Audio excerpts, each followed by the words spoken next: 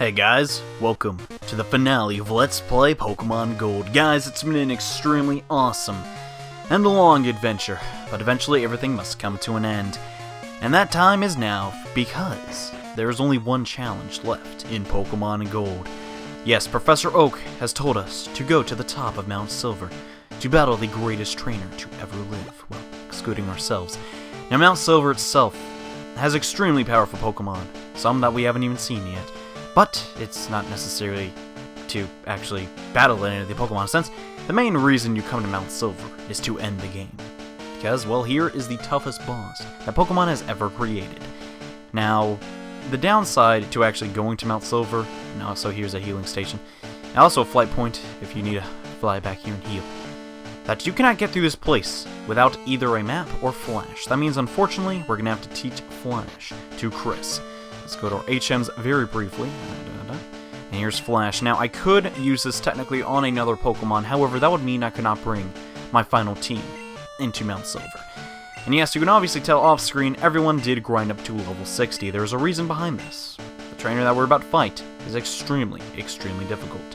And I do believe I will not be needing Psybeam any longer, as Psychic is a superior move.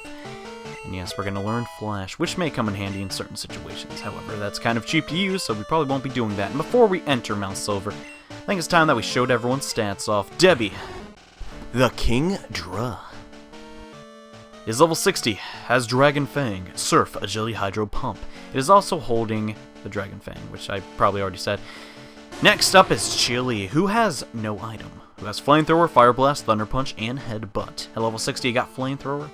And, well, off-screen a couple episodes, I got Thunder Punch. Kha'Zix is our next member, who also does not have an item at the moment. He has Slash, Wing, Attack, Steel Wing, and Sword Dance. Chris is our Espeon, who has a Focus Band, Psychic, Morning Sun, Flash, and Quick Attack. After that, we got Stallone, who's holding the leftovers, who has Strength, Curse, Cross Chop, and Earthquake. And after that, we got Golbez the Grangar, with no item, Hypnosis, Shadow Ball, Ice Punch, and Thunder.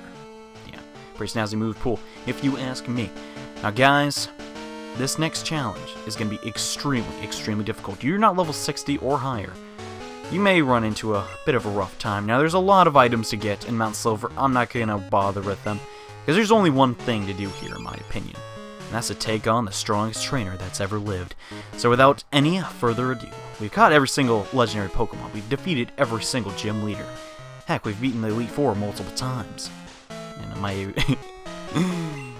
my repel's always got to run out of the least dramatic time, or actually most dramatic time, I guess, technically. Anywho, it is finally time, guys, that we take on the Ultimate Trainer. And I know I've been building this up for a little while, but this is actually a very big deal for everyone that's played this game before. This is in everyone's opinions. Yes, every single person has the same opinion. This is the Ultimate Trainer. When they wanted to end Pokemon, they wanted to end it like this, with the ultimate battle.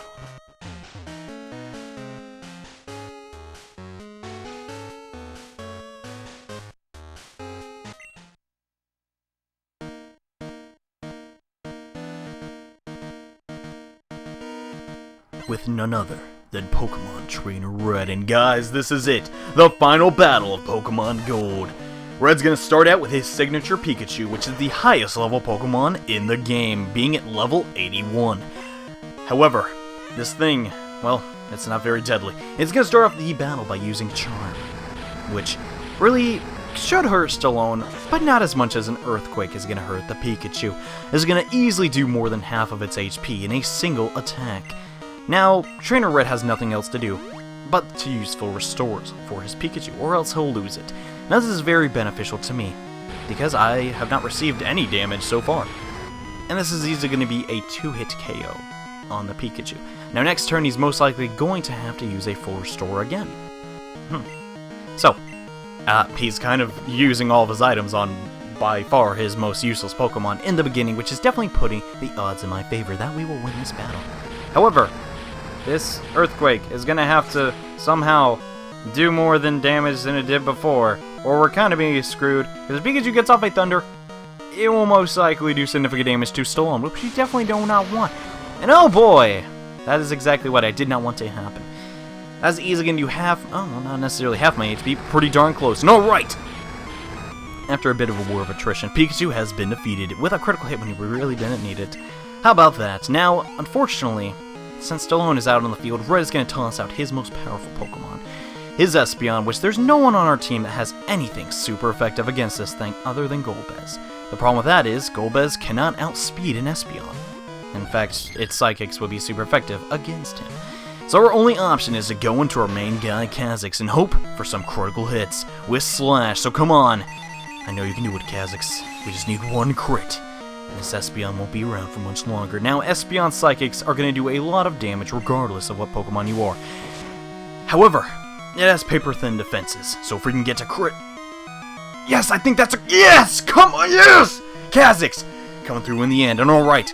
This Espeon can shoot another Psychic, but the fact of the matter is, another Slash from Kha'Zix will completely destroy this Espeon. Yes, come on. Do just barely enough damage to take it down. Yes! Kha'Zix has single-handedly defeated the most deadly Pokemon on his team. Yeah. Now, Trainer Red's gonna toss out his Venusaur, which is an easy Pokemon for Chris to defeat. Now, Venusaur is a grass and poison type, meaning that, well, Chris's Psychic is pretty much gonna one-hit kill it.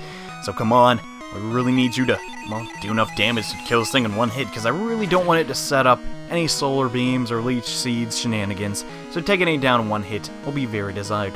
However, Venusaur is one of the more bulky Pokemon in the roster, and is going to charge up that Solar Beam, which I really did not want to see. However, I outspeed Venusaur, so we'll never get the chance to use that Solar Beam. Alright, so now 3 of Red's Pokemon have been defeated by our team. Still, it's 0 Pokemon to 3. Not looking so good there, Red. Not looking great. Now he's going to toss out his Snorlax, a very, very scary Pokemon. Unless you have Stallone at your back. Now, Stallone is going to be able to cross-chop this thing in one hit. Most likely take it down. Now, Snorlax is extremely, extremely bulky. However, cross-chops, if they connect, will most likely one-hit kill any normal time. So, come on. Oh, man. Snorlax has so much HP. This is probably going to take a while, but you know what? I have faith.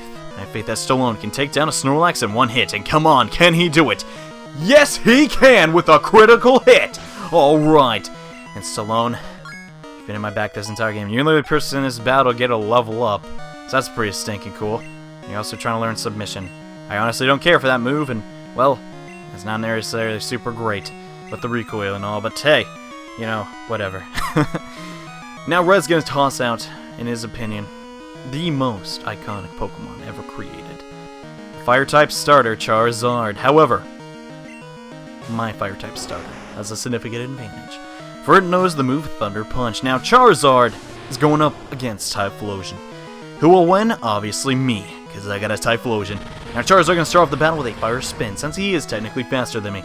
However, that only did 10 damage, and my Thunder Punch is going to do a whole lot more than 10 damage. Now come on, if it can do more than half, darn, I don't think he'll be able to do it. That's very problematic, and unfortunately his Fire Spin is going to continue to chip me out. No, a Wing Attack. So Charizard also has a neutral effective move against me, which is going to do a very hefty amount of damage because it's going to get a critical hit at the worst possible time. However, I have faith that Chili can take down this Charizard. Come on, you can... Ugh! Darn.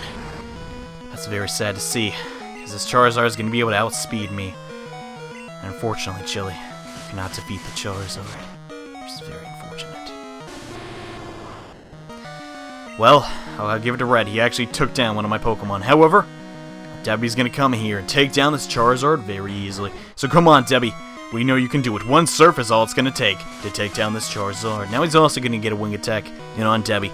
However, Debbie's a bit more bulky than Chili, so I think she's going to be able to survive that and retaliate with a Surf. Alright, it's going to easily take down the Charizard. And yeah, Red, you're running out of Pokemon there, buddy. Yeah, you only got, well, one more left. And unfortunately, this is one of his most deadly. Red's going to send out his final Pokemon, Blastoise. Now, we don't have anything super effective on our team to take care of this Blastoise, none other than Golbez, who has the Thunder Attack. And this Blastoise has the potential to sweep my entire team if it gets lucky. Unfortunately, I'm not going to let that happen. Golbez is going to miss. Darn it, the worst possible time. crud. However, Blastoise is kinda backing itself into a corner here, because now my Thunders will not miss, thanks to the Rain Dance. However, if we can't do enough damage to this Blastoise, it's gonna retaliate with a Surf, which is easily... Oh, that could also happen. I could not be any luckier. However, this is a Blastoise using Surf in the rain. This is gonna do a lot of damage. And can we tank it? Can we? Can we? No, unfortunately not. And Golbez is gonna be the second Pokemon to meet his end in this battle. Now, our options are looking pretty limited. Kha'Zix is very low HP. Stallone really can't do much to this guy.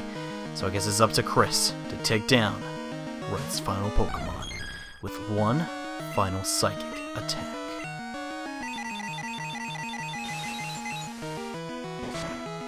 And guys, that's it. We've defeated the greatest trainer in the world.